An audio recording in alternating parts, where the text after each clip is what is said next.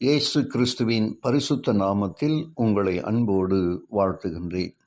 நாம் தொடர்ந்து எவ்விதமான தவறான கொள்கைகள் இன்று சபைகளிலே போதிக்கப்படுகிறது என்ற நிலையை குறித்து ஒரு கம்பேரிசன் ஸ்டடியை தான் நாம் கேட்டு வருகிறோம்.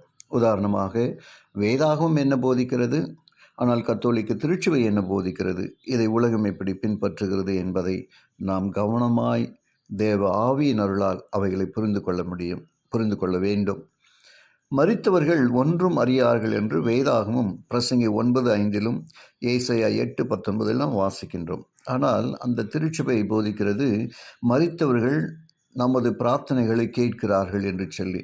வேதத்திற்கு அப்படியே முரணானது. இந்த உலகத்திலேயே நாம் நமது பாவங்கள் சுத்திகரிக்கப்பட வேண்டும் என்று எபிரேயர் 9:14 11 26 வசனங்களிலே நாம் படிக்கின்றோம். ஆனால் உத்தரிக்கிற ஸ்தலமே சுத்திகரிக்கும் இடம் என்று அந்த கத்தோலிக்க திருச்சபை போதிக்கிறது. நியாய தீர்ப்பின் முடிவில் பாவிகள் நித்திய அழிவை அடைவார்கள் என்று வெளிப்பாடு 20:15 மல்கியா 4:3 நாம் வாசிக்கின்றோம். ஆனால் பாவிகள் முடிவில்லாத நித்திய நரகத்தில் இப்பொழுதும் எரிந்து கொண்டிருக்கின்றனர் என்று அந்த திருச்சபை போதிக்கிறது. எல்லாரும் பாவம் செய்து தேவ மகிமையற்றவர்களானோம் என்று ரோமர் 3:23 வாசிக்கின்றோம். யாவரும் ஆதாமின் குற்றத்தை சுமந்தவர்களாய் நாம் பிறக்கிறோம் என்று இங்கே போதிக்கப்படுகிறது.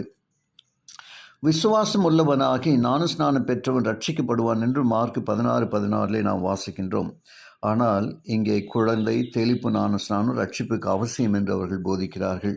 குழந்தைக்கு பாவம் என்றால் என்ன என்பதே தெரியாது.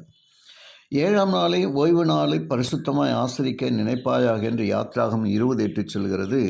ஆனால் இங்கே கத்தோலிக்க திருச்சபையில் 1ஆம் நாளான ஞாயிறே பரிசுத்தமானது, அதை கைக்கொள்ள வேண்டும் என்று சொல்லி உலகத்திற்கு அது பறைசாற்றுகிறது. பழைய ஏற்பாட்டு பண்டிகைகள் முடிவுக்கு வந்தன.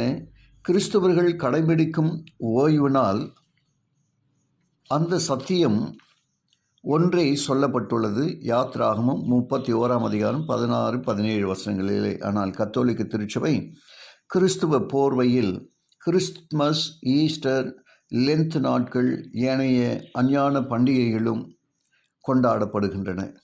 கிறிஸ்துவின் மரணத்தை நினைவு கூறவே திருவிருந்து நாம் நினைவு கூறுகிறோம். 1 கொரிந்தியர் 11:23-26 வரை.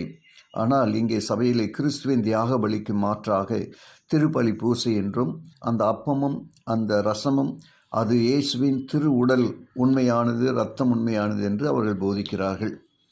கிறிஸ்துவின் இரத்தத்தின் மூலம் மட்டுமே பாவ மன்னிப்பு உண்டு என்று எபிரேயர் 9:22 1 யோவான் 1:7 நாம் வாசிக்கின்றோம்.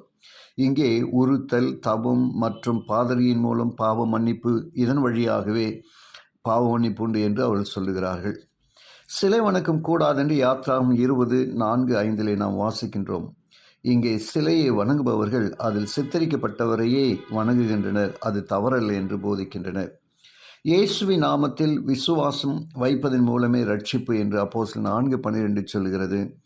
புனித சின்னங்களை கடைபிடிப்பதால் மட்டுமே ரட்சிப்பு என்று இவர்கள் போதிக்கிறார்கள். அன்புக்குரிய தேவ ஜனமே, இந்த வித்தியாசங்களை நீங்கள் உணர்ந்து கொள்ள வேண்டும். இதுதான் மதுவை குடிக்க கொடுத்து வேசிதனமாகிய மது என்று வேதம் சுட்டி காட்டுகிற அன்பின் போதனை.